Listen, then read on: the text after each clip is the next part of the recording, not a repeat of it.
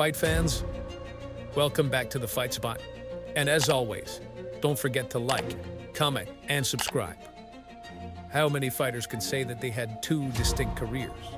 Well, the story of the late, great George Foreman is a tale of success, failure, destruction, and total redemption. Good left hook.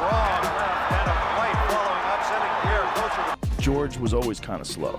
He just has thunderous power. He was never like a real fast guy like Ali or any of those other guys. He was just thunderous, ridiculous power. 8 seconds left. Oh! It has it! And I don't think this fight's over! And for today's video, we're bringing you the knockout wins that defined his 28-year run as a professional heavyweight boxer. More than Dundee would want. He's open. There's a shot. A left hook catches him, and down goes Rodriguez.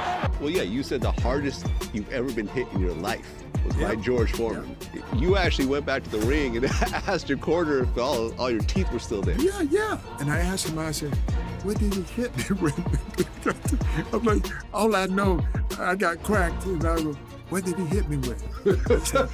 He said, he hit you with a looping right. So, a looping right means you don't see it because he threw it wide and they come down, bam. Even in his earliest fights, Big George clearly packed a tremendous punch. But it wasn't like he was a reliable one-hitter-quitter knockout artist like Ernie Shavers or Deontay Wilder. Sure, he had a few of those, but it was usually his clubbing combos that ended up breaking his opponents. When he took on Miguel Angel Paez, he was already 35-0 with 32 knockouts. Just watch how he breaks his opponent down, shot by shot, crushing his midsection and his chin before the knockdowns start flowing.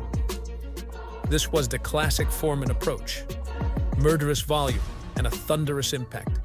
And you'll soon see how difficult it was for these fighters to hang with him when he found his rhythm. The 22-year-old Foreman was starting to build up a reputation for himself as a real hammer within the heavyweight mix. And in his bout with Ted Gulick, where he began to smell blood, he unleashed some hellacious punching on his target, treating him like nothing more than a heavy bag before leaving him battered and beaten on the floor. The second one was right on target. And it's all over. A 10 count on two. That's real power, folks. And we're guessing Gulick was hurting in a big way the following day. George Foreman's first clash with Smoke and Joe Frazier wasn't a fight. No, it was an execution. This fight is the reason that people wrote off the 33-year-old Muhammad Ali's chances of ever getting the better of this monstrous young talent. When Foreman first stepped in there with Smoke and Joe, the result was one of the most violent displays of punching power you will ever see in the ring. George battered Frazier mercilessly from the opening bell to the moment the fight was called off, 4.5 minutes later. 6 knockdowns were enough to have the entire arena in hysterics.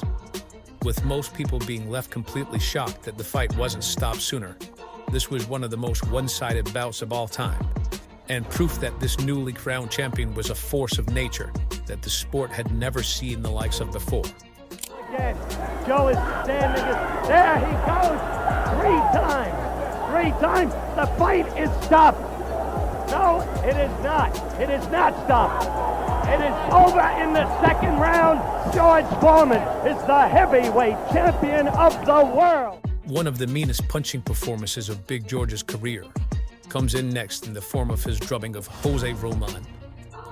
Foreman took the first 30 seconds or so to feel his opponent out, measuring his timing before the eventual assault took place.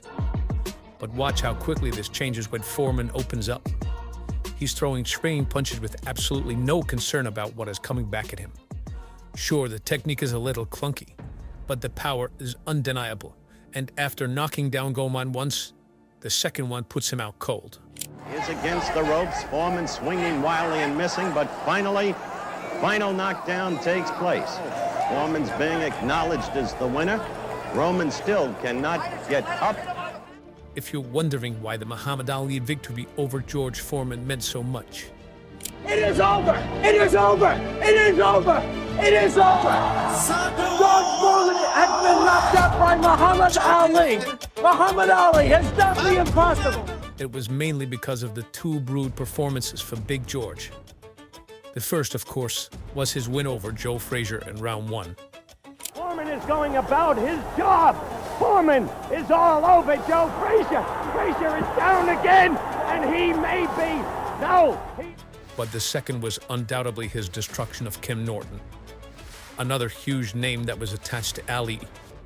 Foreman went into this one looking to make a statement, and with Ali standing ringside shouting instructions to Kim, George stepped on the gas in round 2, destroying Norton with a brutal pair of knockdowns to bring the fight to an end.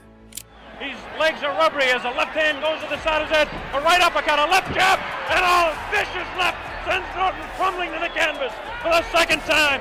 All over, and it is all over. George Foreman retains the heavyweight championship of the world. By the time Foreman took on Ron Lyle, he had lost to the great Muhammad Ali. And the ref hasn't stopped it. Lyle just stands and takes it, but he stopped it now. 11th round, it's all over. And Lyle doesn't understand anything about that at all. And the questions over his ability to bounce back were widespread. But the absolute war these two gentlemen put on was a thing of beauty. No defense, no technique, just pure action. Round 4 in particular was one of the wildest rounds you will ever see in the heavyweight division.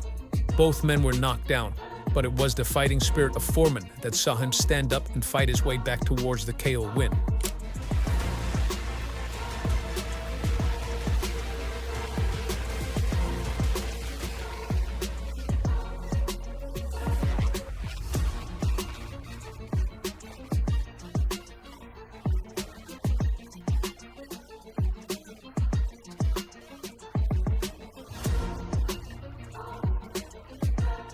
There was no way that George would be able to pull off a better win over Joe Frazier than the 6 knockouts he scored in their first fight. But in the rematch, he didn't have to. Smoke and Joe was clearly still thinking about their initial meeting, adopting a very defensive approach for the opening 4 rounds. But when Foreman trapped him, he began to move downhill on him, and once again, the result was the same. There's no escaping power like that for a guy like Joe. And this was yet another rough night for him.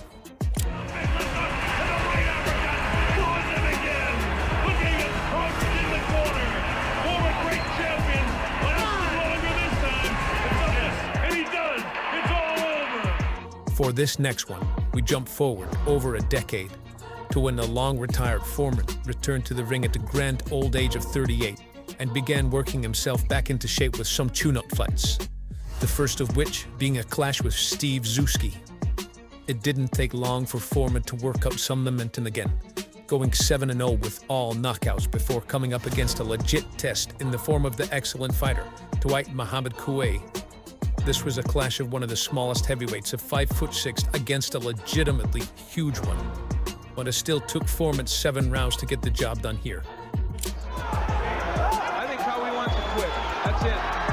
When he set out, he had the will to get by this round, which he did not have. Well, it's an unsatisfactory ending to be sure from all standpoints. Let's face it, shorter guys are really unorthodox for boxers. The shorter they are, the harder it is to get an orthodox jab off on him. And he was playing it real good. He played my jab, but as a rule, he caught up with him and told it to catch up with him. Yet another step in the right direction when Foreman found himself in there with the soon-to-be retired Jerry Cooney. He had now amassed 19 straight wins since ending his retirement, scoring knockouts in 18 of them. In the first round against Cooney, George got legitimately stunned by one of Jerry's punches, but responded by surging back to a brutal knockout in round 2, moving his ongoing streak to 20 wins, setting himself up for a greater test in the future.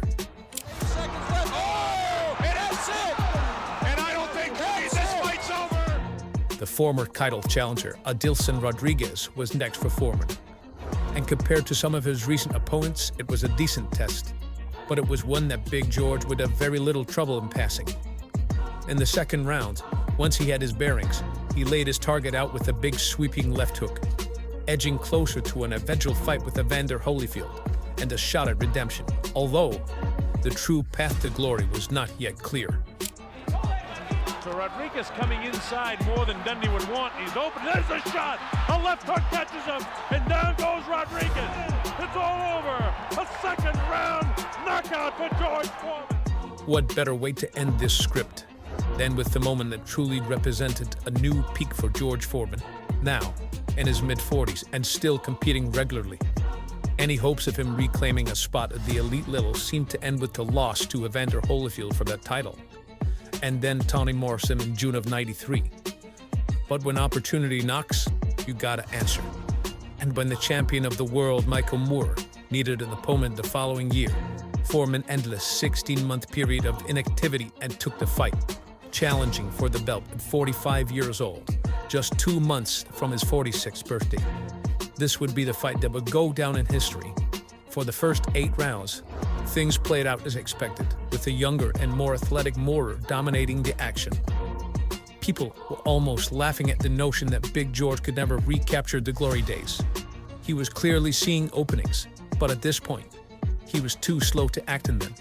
However, in round 9, you could see Foreman starting to pick up momentum, landing with a little more frequency than before. Then in round 10, the impossible happened. A perfect shot, right down the middle, caught Mora clean in the chin, dropping him to the canvas immediately. All of a sudden, the lash disappeared, and when it became clear that Mora was done, the realization set in that we had just watched the coronation of the oldest champion in heavyweight history. It was the epic comeback moment to end all epic comeback moments, with a rare glimpse of true greatness in the fight game. Michael Moore needs to go back to working. That's it! It's a short right hand! There is no way he's getting up from that! That is the face of shock and awe there. George Foreman is the new heavyweight champion of the world. But what's your next favorite moment from the legendary Foreman's fighting career? And where would you put him in the all-time heavyweight gold list? Let us know in the comments section below.